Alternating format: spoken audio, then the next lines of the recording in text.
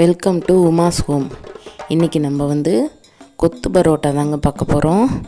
அது எப்படி வீட்டிலேயே செய்யலாம், ஹோட்டலில் தானே நம்ம சாப்பிட்ருக்கோம் அப்படின்னு இல்லாமல் நம்ம இதை வீட்டிலையே ஈஸியாக செய்யலாங்க. நம்ம வீட்டில் இருக்க இன்க்ரீடியன்ஸை வச்சு பரோட்டாவும் சால்னாவும் மட்டும்தாங்க கடையில் வாங்கினதாக இருக்கும். மற்ற எல்லாம் வீட்டில் இருக்கிறத வச்சு செஞ்சிடலாம். எப்படி செய்யலாம், என்னென்ன தேவைன்னு பார்க்கலாம் வாங்க. இதுக்கு 4 பரோட்டா நான் குட்டி குட்டியாக பிச்சு போட்டு வச்சுருக்கேன்.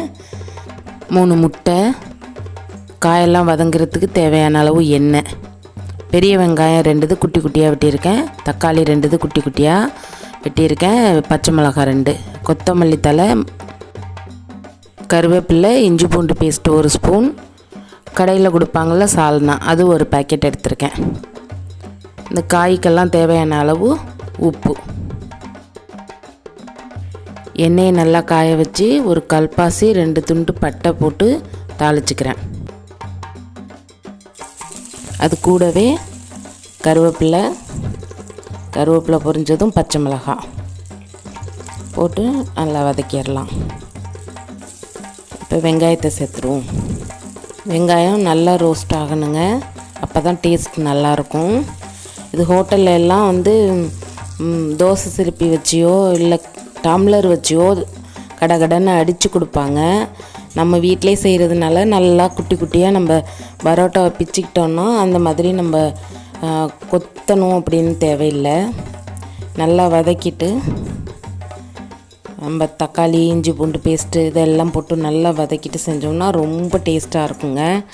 ஹோட்டலில் கொடுக்குறது மாதிரியே ஹோட்டல்லையும் அந்த கிரேவியெல்லாம் ஊற்றி தான் செய்வாங்க. நம்மளும் அதே ஸ்டைலில் செய்கிறதுனால ரொம்ப நல்லாயிருக்கும். இதே நீங்கள் வெஜிடேரியனாக இருந்தாக்க அந்த எக்கை அவாய்ட் பண்ணிக்கலாம்.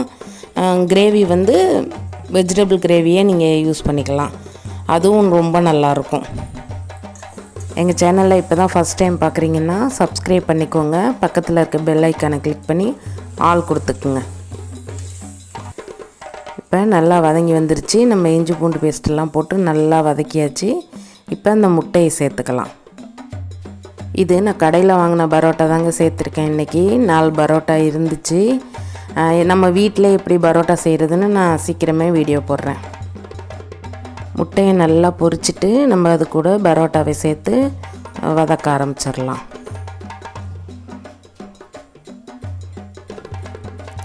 உங்கள்கிட்ட இந்த கிரேவி இல்லைன்னா நீங்கள் கொஞ்சமாக மிளகாத்தூள், மல்லித்தூள், கொஞ்சம் கரம் மசாலா தூள் போட்டு லைட்டாக வாட்டர் ஆட் பண்ணிக்கிட்டிங்கன்னா நல்லா டேஸ்ட்டாக இருக்கும். அந்த சால்னா இருந்துச்சுன்னா போட்டுக்கலாம், இல்லைன்னா நீங்கள் இந்த மாதிரி செஞ்சுக்கலாம். எல்லாமே ரொம்ப டேஸ்ட்டாக இருக்குங்க. நீங்கள் முட்டை சேர்க்காமல் செஞ்சாலும் அதுவும் ரொம்ப நல்லாயிருக்கும்.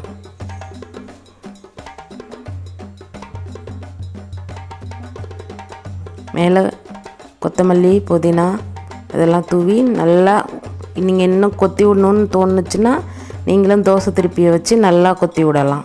கொத்தி விட்டிங்கன்னா இன்னும் குட்டி குட்டி பீஸாக வரும், இன்னும் நல்லாயிருக்கும். அவ்வளோதாங்க, சூப்பராக எம்மியாக கொத்து பரோட்டா ஹோட்டல் ஸ்டைலில் ரெடி ஆகிடுச்சு. நீங்களும் இதை வீட்டில் செஞ்சு பார்த்துட்டு எனக்கு கமெண்ட்ஸில் சொல்லுங்கள். லைக் பண்ணுங்கள், ஷேர் பண்ணுங்கள். நாளைக்கு இன்னொரு வீடியோவில் உங்களை பார்க்குறேன். தேங்க்யூ.